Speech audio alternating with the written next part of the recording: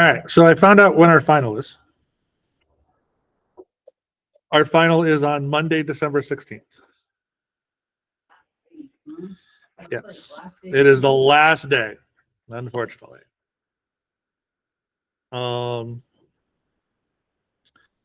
And so our test will be from 2 to 4:30. So on Monday the 16th. 2 to 4:30? Yes. So don't worry, you won't have another class during that time because your other class would be scheduled at a different time. That's why they have a final schedule. So it should not take you 2.5 hours to do the final exam. So don't worry about it. But you have it. So Is it going to be yeah, it's gonna be on Hawks. So yeah, it's all gonna be on Hawks. So you'll know your grade pretty much when you leave. Well, the lowest your grade could always go up. All right. So moving into chapter 11, the final chapter. A lot of the stuff that we're looking at today is going to be directly related back to what we were looking at in chapter 10 with the confidence intervals. It's going to be the same concept. So we're not going to learn a ton of new material today. We're basically going to be adding one thing, and that's it. And the one thing we're adding actually is probably the easiest of the things. So the calculations, the table, the bell curve, all that stuff's still going to be used the same way that we're using it before. So what we're looking at is what's known as hypothesis testing. So if you've ever taken a science class, you should know what a hypothesis is. A hypothesis is your statement or claim about what's going on. So in this case, our claim about a population. And then the test is the procedure that we're going to use to test that claim. So in science class, you do a whole bunch of experiments to test your claim, and then you determine if it was true or not. In statistics, we don't have to do a whole bunch of experiments. We're going to use data to do that, the test. You're not going to have to collect the data for the problems you're going to be given. It's already going to be done for you. So, but if you're going to do this in real life, then yes, you collect the data to be able to prove, or so you'd be able to reject or claim your hypothesis is true.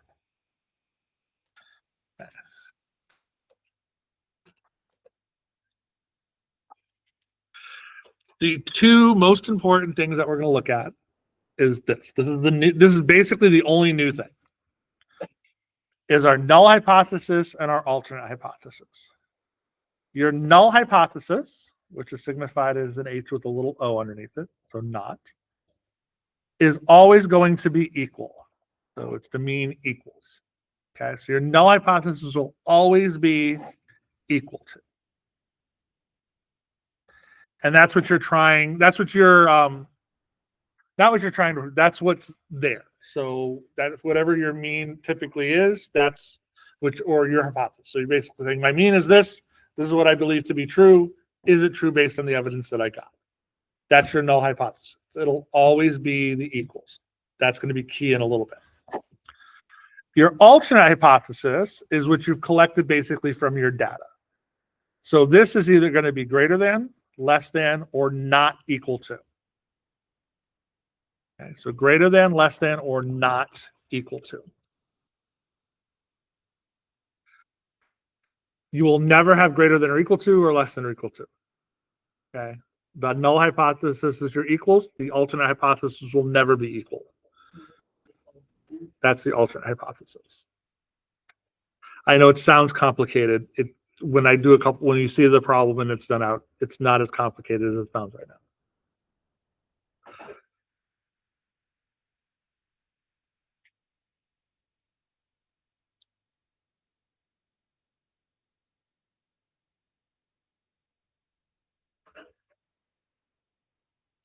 Okay. So let's look at a problem. Suppose a potato chip manufacturer is concerned with their equipment. It's not functioning properly when filling the town's bags. Wants to test the hypothesis to determine if there's a problem with the bagging equipment. So my null hypothesis in this situation is the mean equals 10. Because that's what should happen. Okay, he believes that the bag should be filling with 10 ounces of potato chips. That is my null hypothesis. My alternate hypothesis would be that the mean does not equal 10. Because if it doesn't equal 10, either high or low, that means there's a problem. Okay? That's it. That's null hypothesis and alternate hypothesis. All right. Does everybody understand where I got the null hypothesis from? It's 10 ounces. Correct. That's where the null hypothesis comes from. And the alternate hypothesis would be that it's not working properly, so it's going both directions. That's why it's not equal to. If I wanted to know if the bags were overfilling, then I would say greater than. If I wanted to see if they were underfilling, I would say less than. But he's looking at, is there a problem? So that's not equal to. Okay? Okay. I don't know. So that would be the answer. That's it for that question. Yes. We're going to do some work with it afterwards. This 11.1 is literally just looking at this. So your questions on your homework for 11.1 is going to say, here's the problem. What's the null hypothesis? What's the alternate hypothesis? And that's it. When we get to 11.2 in a few minutes, we're going to actually do the calculations and understand why we need those. But this is the new step. This is the one new step. Everything else after this point, believe it or not, we've already done. All right. Martha Brano wants to assess her candidacy in the upcoming Senate race. She is incumbent, wants to raise sufficient support to retain her seat. So how should she formulate a hypothesis to determine if there's overwhelming evidence that she will retain her seat? So, what is my null hypothesis? They don't give you any numbers in this problem. What does she need to win her election? Okay, so we'll assume it's two people. So what does she need to win? What percentage of the vote does she needs to win? At least the 50%, right?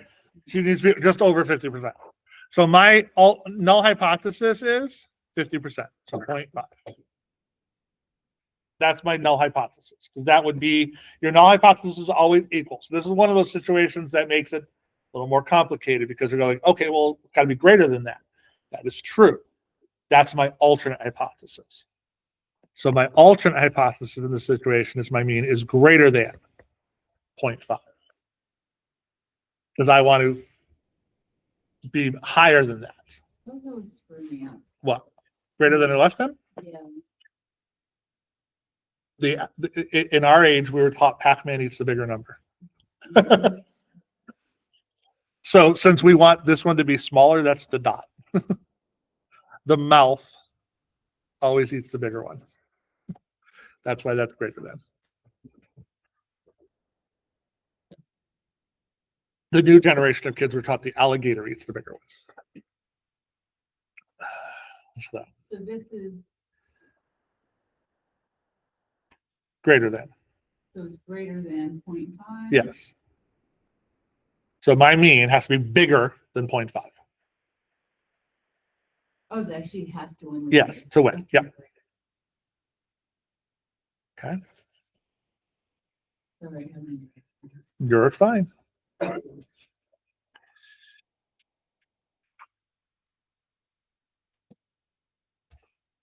right. Find me my null hypothesis and my alternate hypothesis for this one.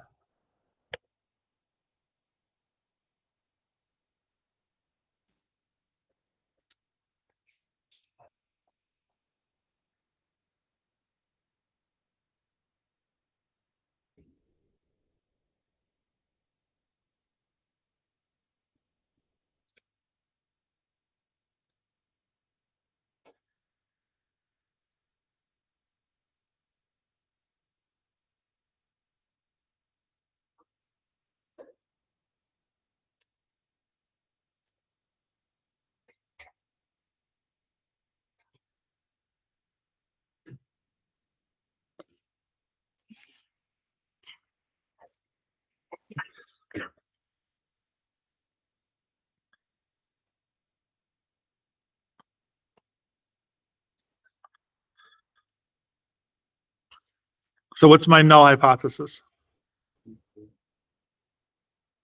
The important pieces of what you're going to put in front of the 240 equals 240. So yeah, they're both going to have 240 in it. The piece that's important is what goes there. And remember, the null hypothesis is always equals. You'd be amazed at how many times I've seen people put greater than or less in those things because you're reading them like, oh, I want to know higher. So it's greater than 240. That's the alternate hypothesis. The bottom one is greater than. Yes. Yes.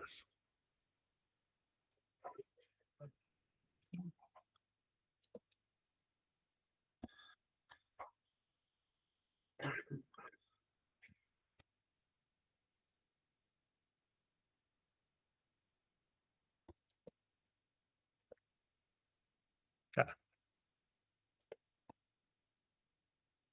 All right.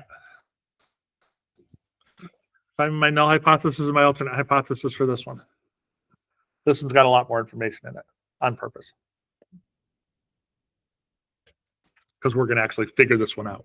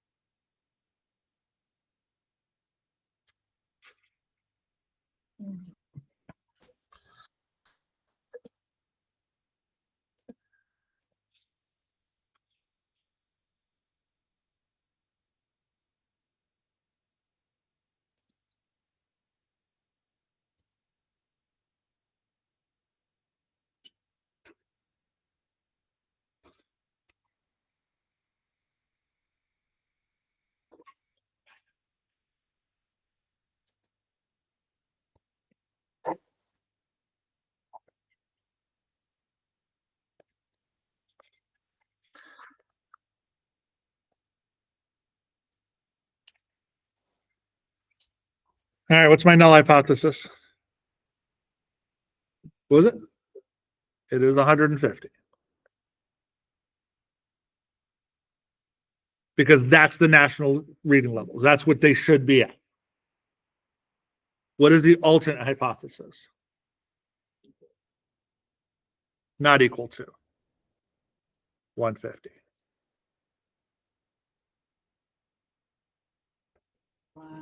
Why is it not equal to? Yeah. They want the local school board member wants to know if a sophomore student a little different from the church. Right. There's a lot. It's as different from. So yes, if you read the end, they're reading at 154. That is higher. That is correct. But the problem didn't say, are they reading above the national average or below the national average? It says differs from the national average. And differs is not equal to. Okay. If it said higher or lower, then that would be the greater than or less than. But this one says different from, that's not equal to. Okay. Does everybody understand that? Because that's going to become a very important thing going forward. Okay. All right. So if you look at right below this, we now have the 3 different options and we have other information there. So we have this stuff, the not equal to, less than, or greater than or less than ones, and that's all there. But now we have two-tailed, right-tailed, and left-tailed. Right-tailed and left-tailed, not as important. I mean, in terms of the actual names of them, we call this one-tailed. Okay, so those are both one-tailed.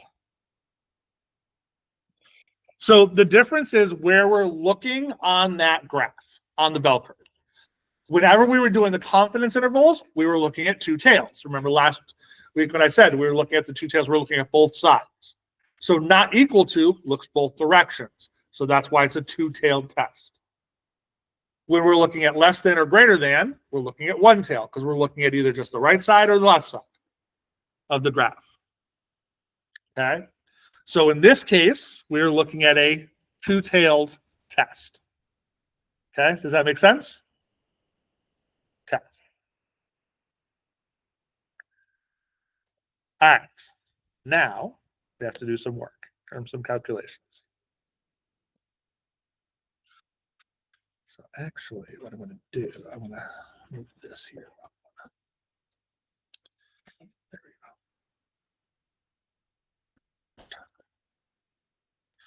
we go. Okay.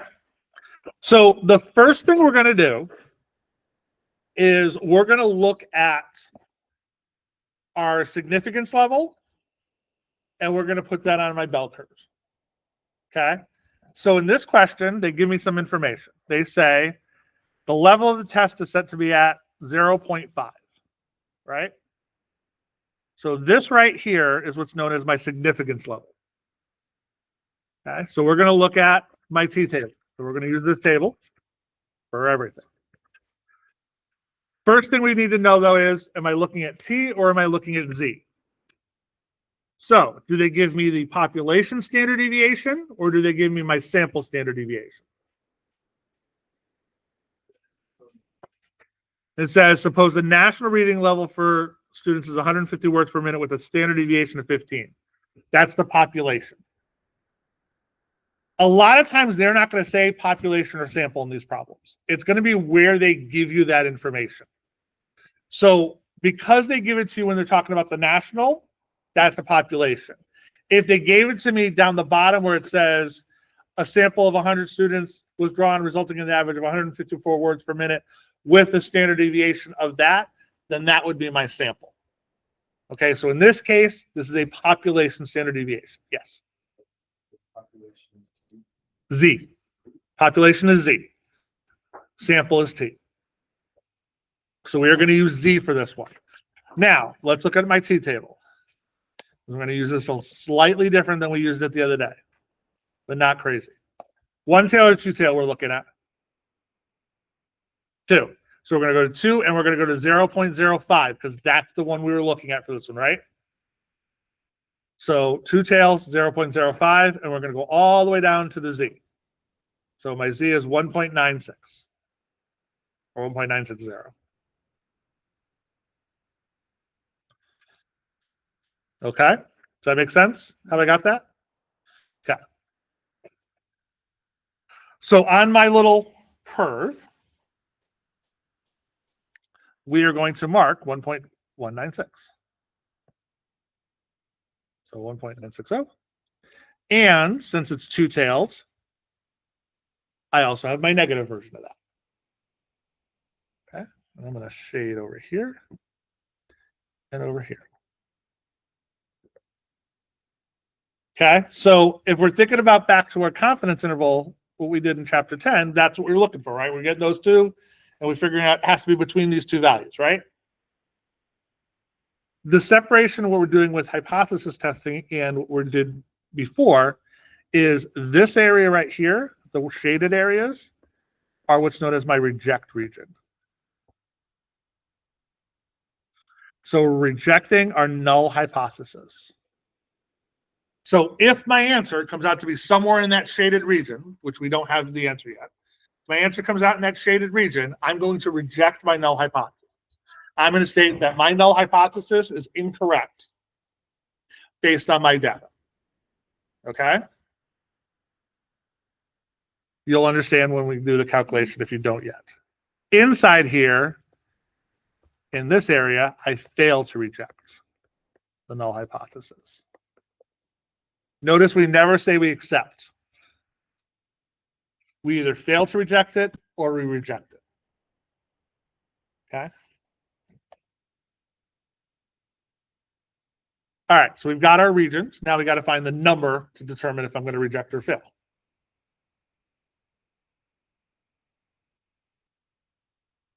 Do that, we just need to find our z-score.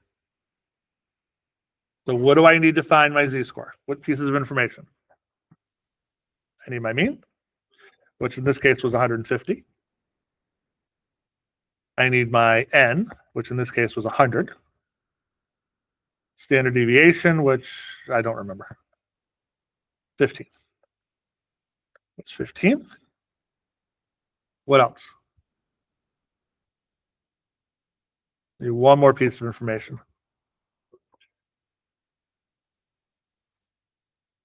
I need to know my x. And in this case, that's 154. So X was our sample.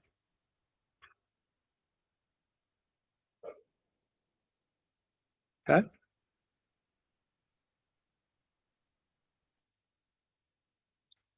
So Z equals 154 minus 150 over 15 divided by the square root of 100.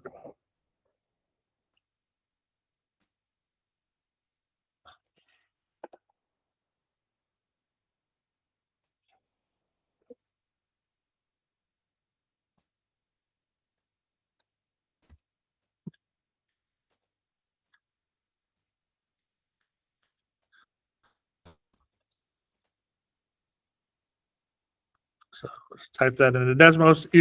When you're doing your homework, you might want to type the formula in, just plug the numbers in because you're going to do a bunch of these. But I'm only going to do a few, so I just did it that way. So remember Desmos Scientific, and you're going to type it in just like I have there.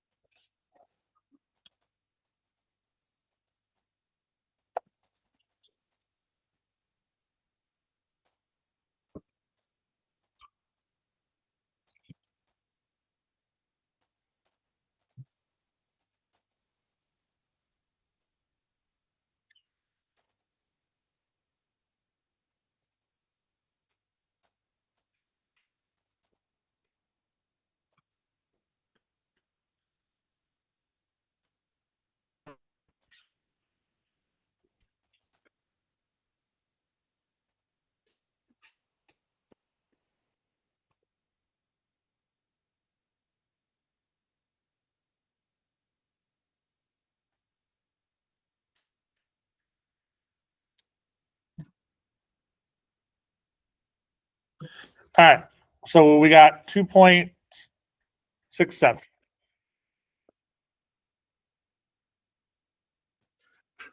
Correct? Okay. So now let's go back to that bell curve that I just did. Where's 2.67? 2.67 is right there. Okay. Since it is in the rejected area, I am rejecting my null hypothesis. So we are rejecting the null hypothesis. Since we rejected the null hypothesis, I can say that my students have scored, or the sophomore students at Lincoln High have scored at a different level than the national average. I cannot say they scored higher. I cannot say they scored lower. Even though the data shows that they scored higher, you cannot state that. You say that because your hypothesis, your alternate hypothesis was differs. That's where you have to make your statement for. Okay? That's it. We're actually done with this problem. Yes. Can you just go back to the, Yep. the formula real quick? Yeah. Is it the mean minus, It's the X minus the mean.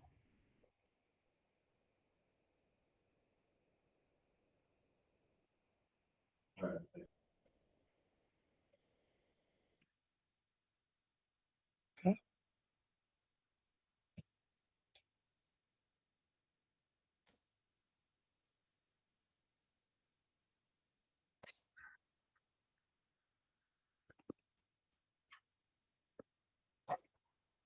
I thought last week you showed me. We did plus or minus, Yeah, and we typed the whole formula in. yeah. Yes, I just didn't type the formula in this time. But you told me to do like X equals S equals. Yeah. And equals. Yeah, we can do that. You can still do that. Because I did that and it came up with little error.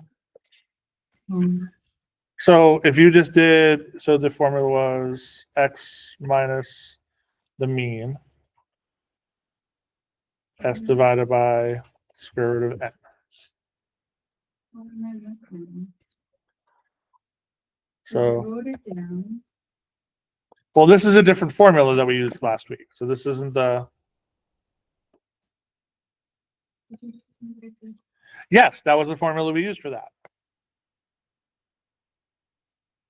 So in this case, what? So 150, 150, 15, and 100. Oh, I should share the tab. Oh, I'm missing my M. Yeah, because it was X minus the M. Mhm. So yeah, if you don't, you have to have each of the letters there. So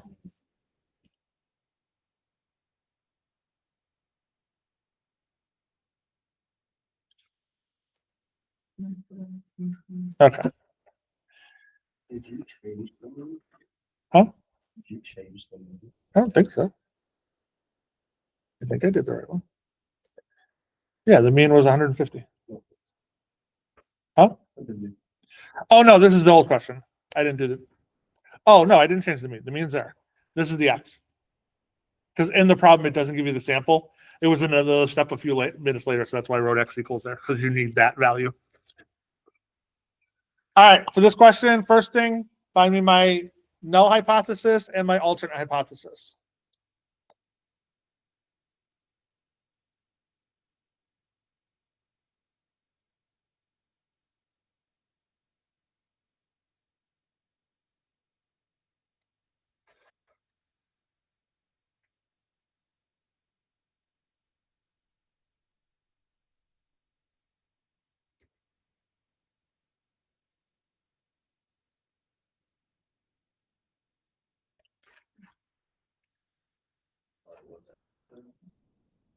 That's your that's the sample that we got.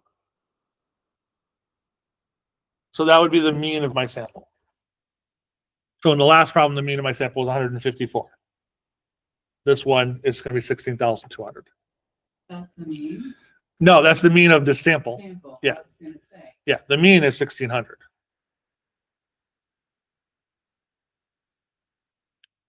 Or 16,000, sorry. That's that's the mean is 16,000. Yes.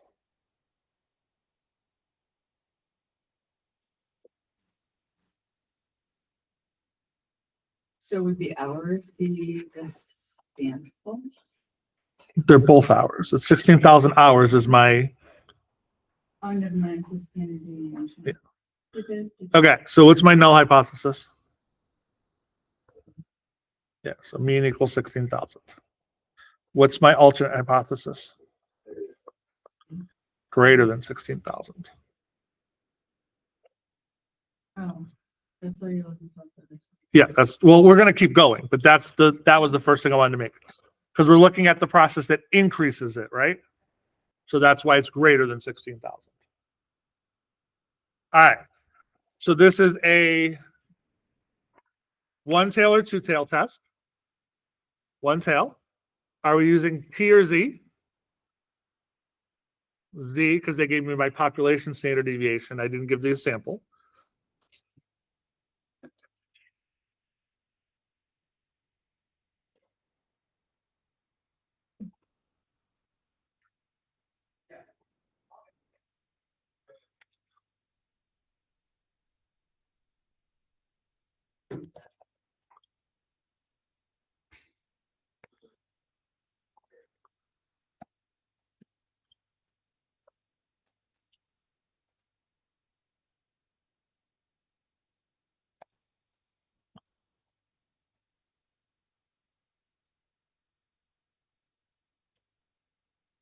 All right.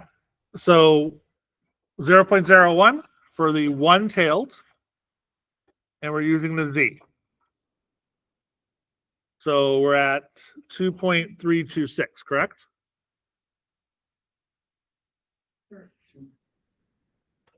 So 0.01, because that's the level on the one-tailed. And we're going all the way to the bottom for the Z. Yep. So we're going to put, so that's 2.326. Now this is one-tailed, so I'm only looking one direction. So I'm only looking at that side over there. I don't have my negative side. Okay. All right, so now we got to find my Z. So means there. My standard deviation is 2,500. My X is 16,200. Where do you get there?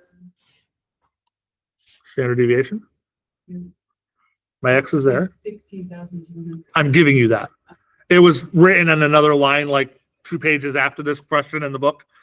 So I had to rewrite it there. And my N is 1,000. So back, change my numbers.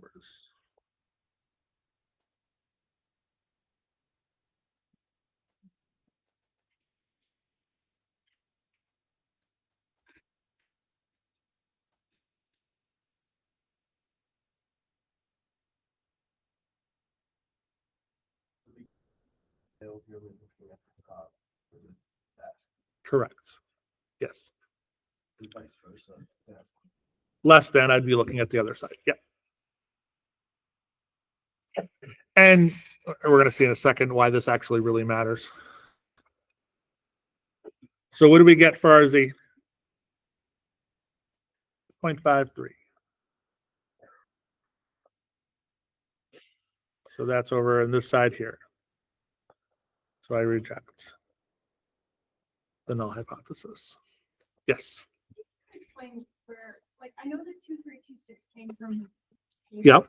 But isn't it supposed to be under 0.01? Yes. For one tail. So look at the one tail. Go over. You looked at two tail. Right. And actually, I was literally going to actually talk about that right now, because this is actually why it's really important to make sure you're looking at one tailed or two tailed. Because if you look at two tailed, you got 2.576, which means we would fail to reject this. So that can make a difference in your answer. Okay. So a two tailed, since we're looking at both directions, changes where we're looking and changes how much is going to be on that side. So it is very important to make sure you have your one-tailed or two-tailed set up correctly. Otherwise, you're going to possibly get the wrong answer. Okay, so this one was one-tailed, so we use the one-tailed there. That's why I like this table, because it's got it marked right there with all of them. It's really easy to find. You don't have to do a bunch of other things to find those. So How did you get the B equals 2.52? the formula, it's the same formula we did in the last problem. That one.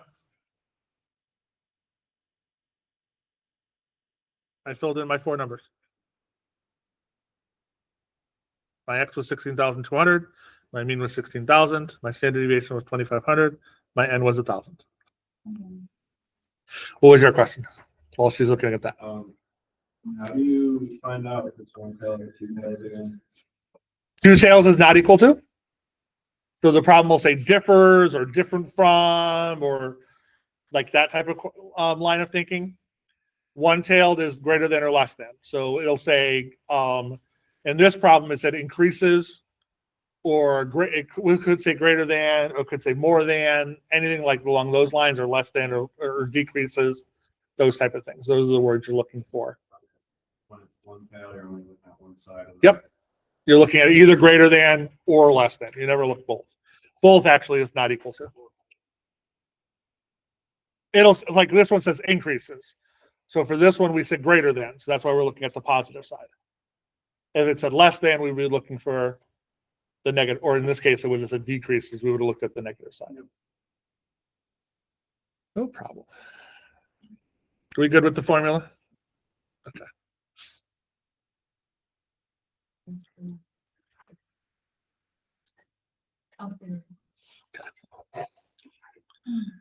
Don't worry, got a bunch more to go through. What's the word in this problem that made you say it's one tail? Increases. So since we're looking at increasing, we're looking at one that's more than what we are currently have. We have 16,000 currently. We want more than that. So.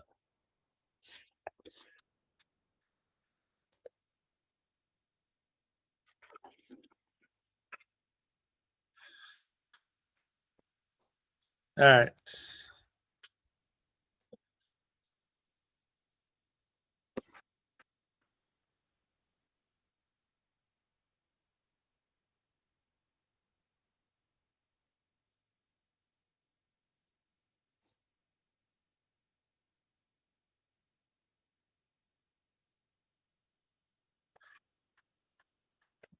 Okay, what's my null hypothesis and my alternate hypothesis for this problem?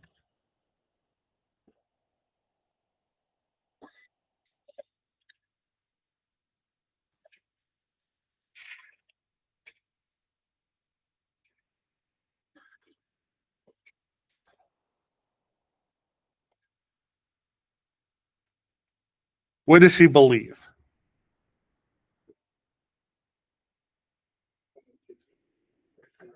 She believes the average is 35. So that would be my null hypothesis. What's the alternate hypothesis?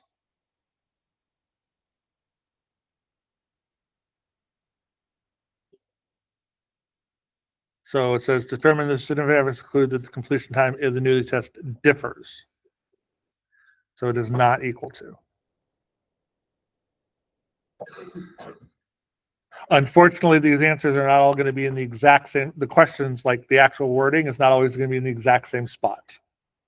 So you do have to kind of read it and figure out what they're talking about. So in this case, they're looking at differs. So that means not equal to, which means this is a two-tailed test. Scratching your head or have a question? Okay. No problem. No problem. I can't tell sometimes because some people like, The two-tailed is less than, greater than, not equals to, no, two tails is not equal to, only. not equal to only, and the rest. the Less than or one- greater than is one-tailed, Less than, or greater than, not both. Less than or greater than is both. Yes. The other one didn't have it. What is that? In this problem, my x is going to be 29. All right. So first question we have to ask before we even look at this or do the rest of the stuff is this Z or T? Why? Yes. They give me the sample of 8 minutes. And the difference here when you're looking at it is where they give you that information. So it's not giving you the standard deviation when it's talking about the 35 minutes. It's giving you the standard deviation after it starts talking about the sample. So then you can say, well, it's my sample standard deviation. So in this case, I'm going to use T. Okay. So for my T, we need a little bit more. We need one other piece of information for that. So my mean was 35. My X in this case is 29.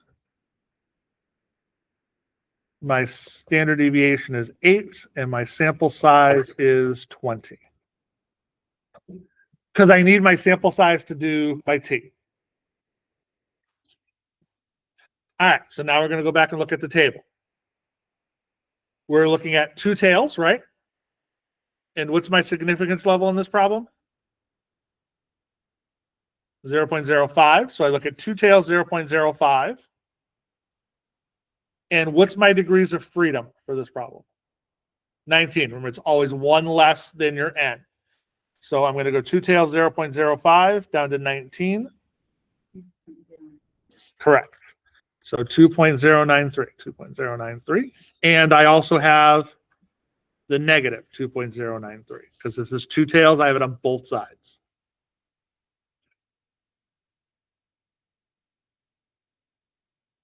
If you don't have the thing to shade, you also can always put little arrows pointing, like so that you know that's the region you're looking at for the rejecting.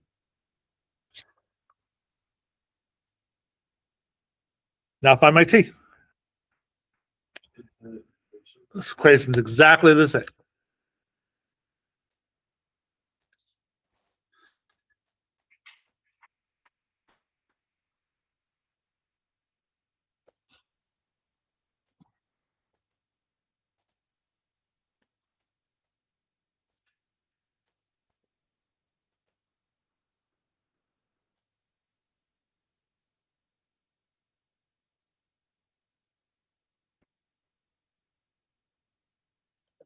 We'll plug those all in, and what do we get?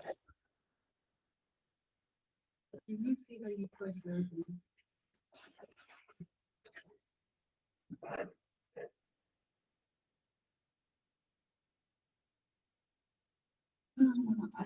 change it,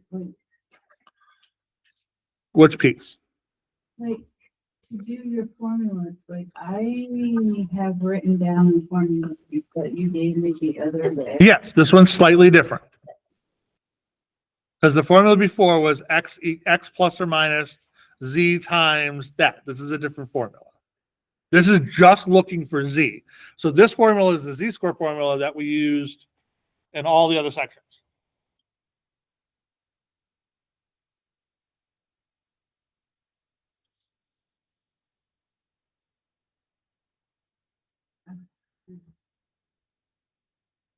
So in this case, I got the negative 3.35. I swear they will not, well, actually, they're very possibly, most of these will be rejected. Not every problem you do will be rejected. I don't know why they chose a bunch of rejected problems, honestly. And I don't go through and do them all to figure out which ones are which before I pick them.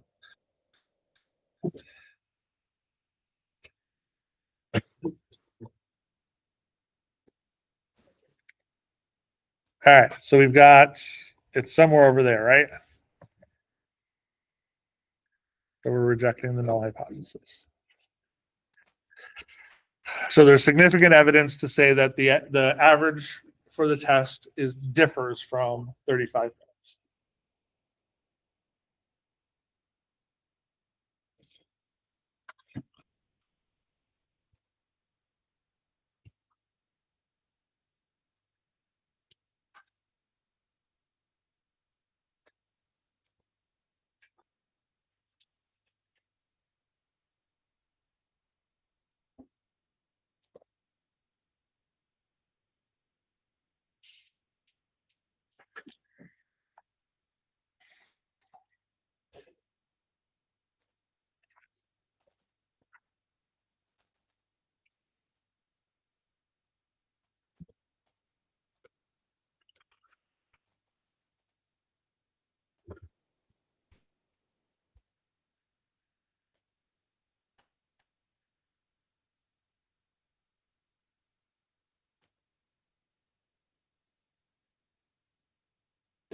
Actually, no, let's do.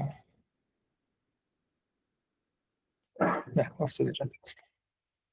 All right, try this one.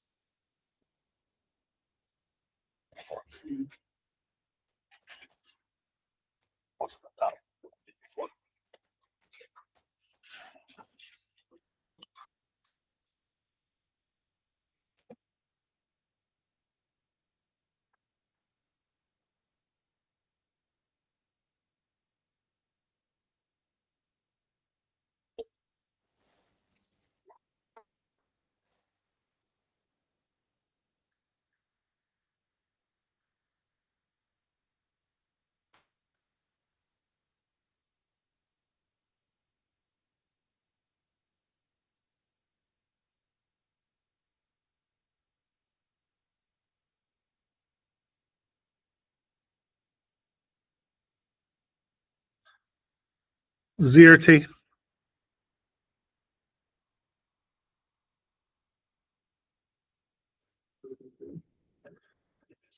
That's all the data, right? Historically looking at everything. So that would be a population. So this is Z.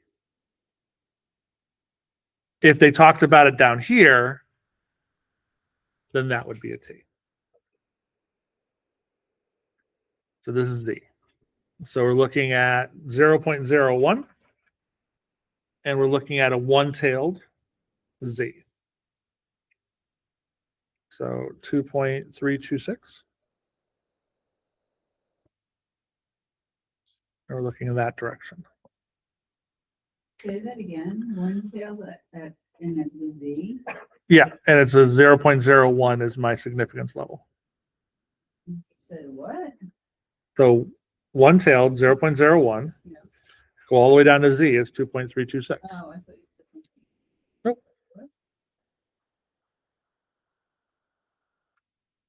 Now we have our mean is 2,400, 24,000.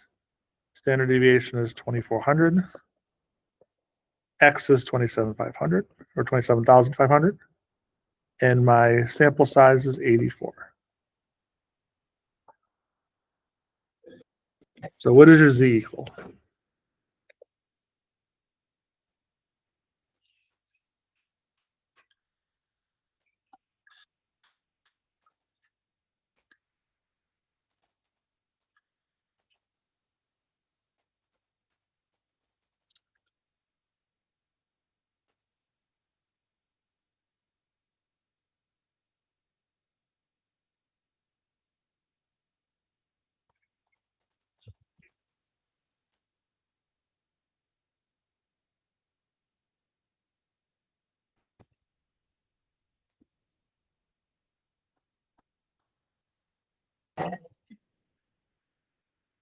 So what did I get for my Z? 13.37. 7. Big number. It's okay. So it's way over here, so we're rejecting. Just goes to show you, like, so Hurricane Andrew hit in 1992. The vast majority weren't alive. But it goes to show you how significant that storm was compared to all the storms we had previous to it. So how much more damage it caused than what was going on. And if you think about recently, that goes to show how significant, what was it, hurricane, it wasn't the M1, Helena, that went up into North Carolina, everything else caused all that damage. It goes to show you how much like significant that was compared to previous ones where it caused damage that we weren't expecting. So when you have things like that, your Z-scores would be extremely high because it is not predicted. Like that would make sense. Like it's not going to be a normal storm in that respect.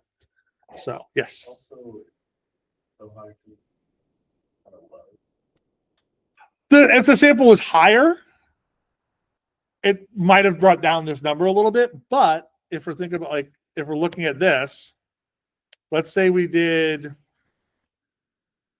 843 homes, right? Well, let's say let's say this came down to 25,000 or 25,000. You're still like, even if that's only 1,000 more, but since we have so many more people, it's still an insanely high Z-score.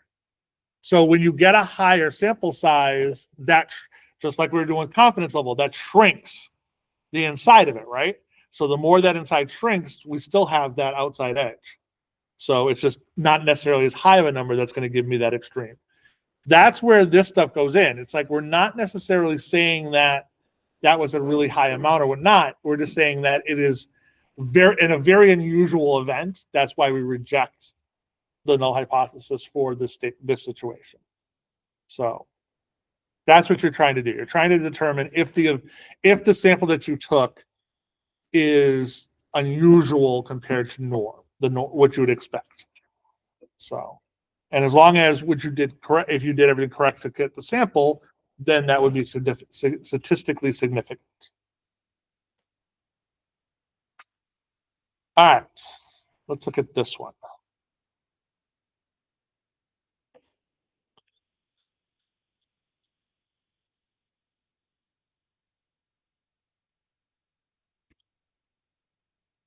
So find my information.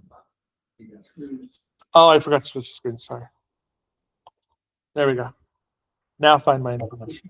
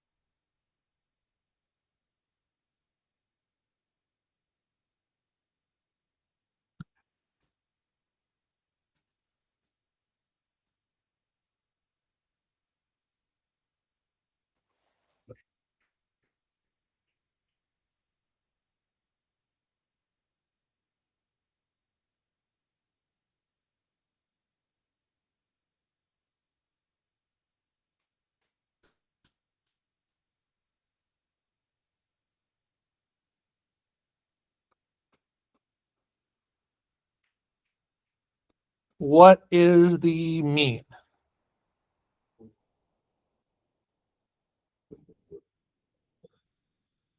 What's the population we're looking at? That's the sample. We're looking at all 6 year. We're trying to compare that to all 6-year-old children, right? So the 12 children I collected, that's my sample, correct? The population would be, in this case, all 6-year-old children, because that's what we're comparing the sample to. So my population is all 6-year-old children. So what is the mean of, or the average height of all 6-year-old children? 45.75. Okay, so my mean for my null hypothesis is 45.75. And we want to know if the diet affects the height, right?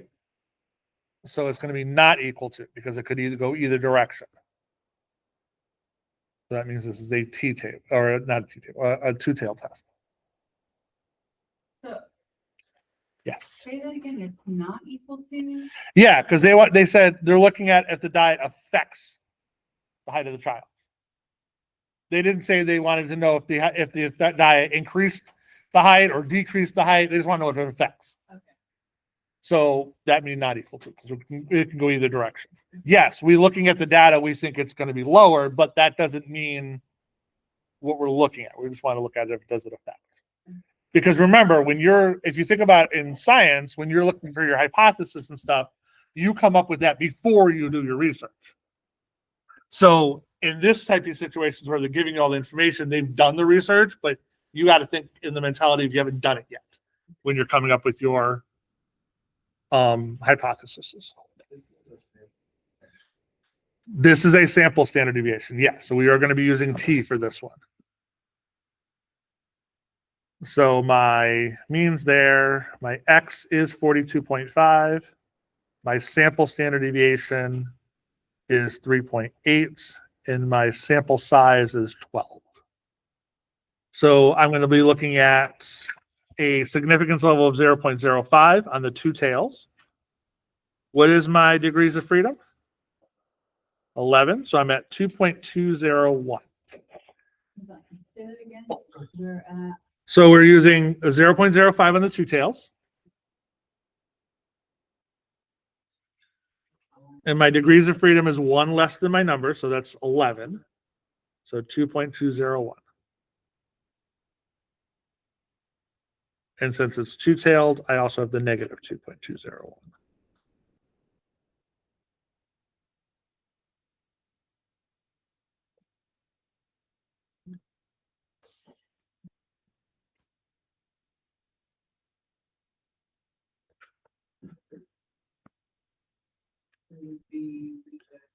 So then we figure out our T for this one. It's negative 2.96, which is down here. So we reject.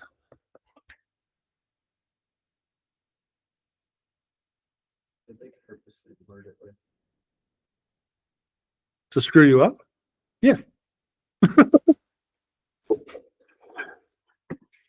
But again, like this is what I was saying. In reality, when you're doing this, you're coming up with your null hypothesis, your alternate hypothesis before you actually do the research. So at that point, if we're looking at this, we know the average height of a child in this situation would be 45.75 because we have that data. So we'd say, okay, I want to know if this type of diet affects the height of the child. The average height is 45.75. I want to know it's differing, so it's going to be not equal to that. Now I'm going to go out and do my study, collect my data. So that 42.5 you would have not had at that point yet.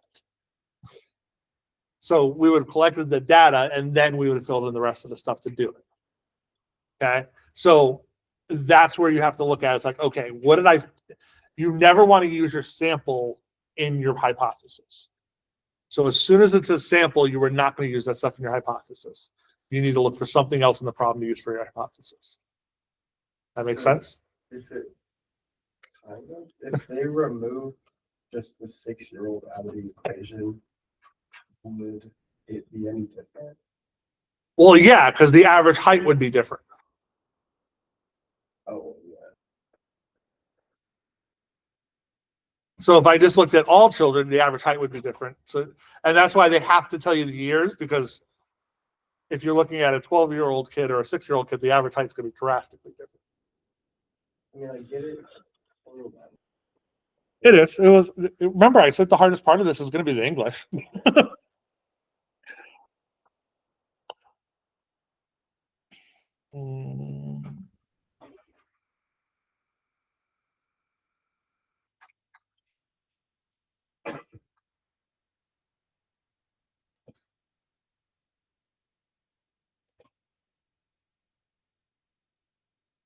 All right. Try this one. Since we all hate the IRS.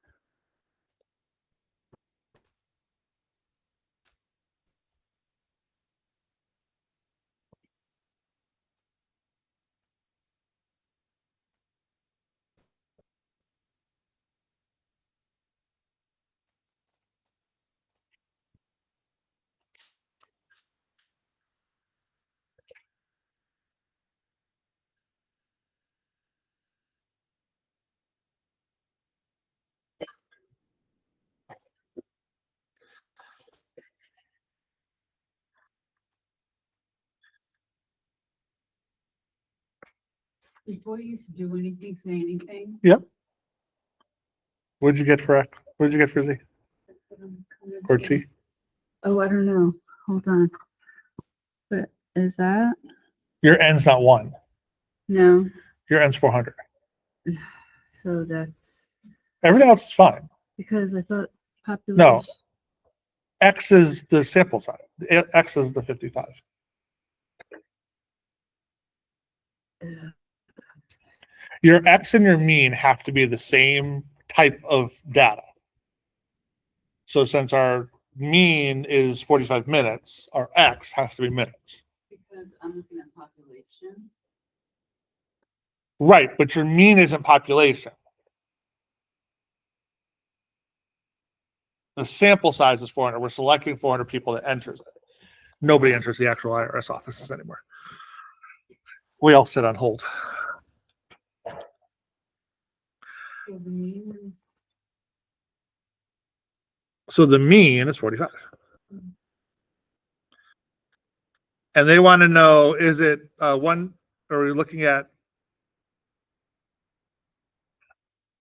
so they're saying wait more than 45 minutes, right? Yeah. So then our The T greater than, is 1 T. right. So be one-tailed and it'll be greater than 45 minutes. We are using T because we have the sample standard deviation, not the official standard deviation or the population standard deviation. So X equals 55, sample standard deviation is 15, means 45, and my N is 400. Okay, so we're looking at my little bell curve because I didn't grab one for this one, actually.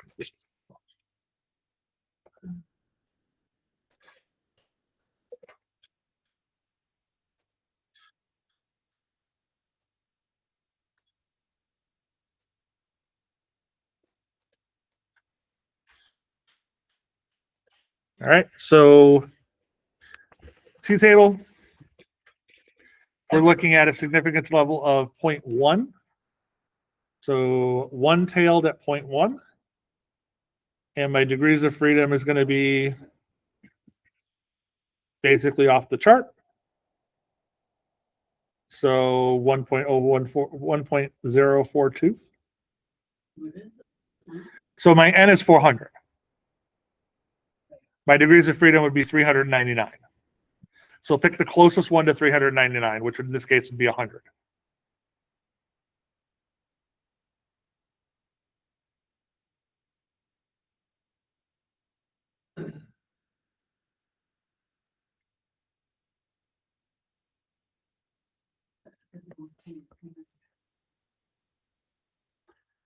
Oh shoot, did I screw that up? Hold it. Yeah, I did. Actually was off a row. You're right. I was off a row. So 1.290. Sorry, I was when I scrolled down. All right. So what's the T when I did the calculations?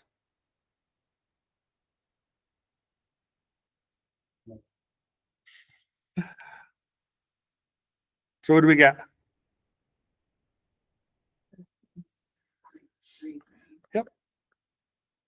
So really big.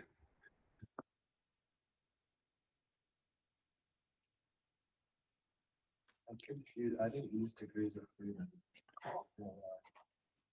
got, it's a population. So you use the population as standard deviation as a population. So you did Z or T? You did Z. So this one, it says the average waiting time for a sample is 55 minutes with a standard deviation of 15 minutes. That's all after they said sample in the same sentence. So that is a sample. It would have said up here, it would have said, remember, it must wait more than 45 minutes. And then it would have said with a sample, with a standard deviation of, then it would have been a population. But in essence, what they're trying to do is, it's like the Domino's 30 minutes or less guarantee. That's what their guarantee is. They're saying, oh, it's going to be 45 minutes, but the evidence shows otherwise. So, all right. That's it. We're going to do basically the exact same thing on Wednesday, except we're going to do proportions. We did the mean stuff today. We're going to do the proportion stuff on Wednesday. So, remember, we do not have class next week.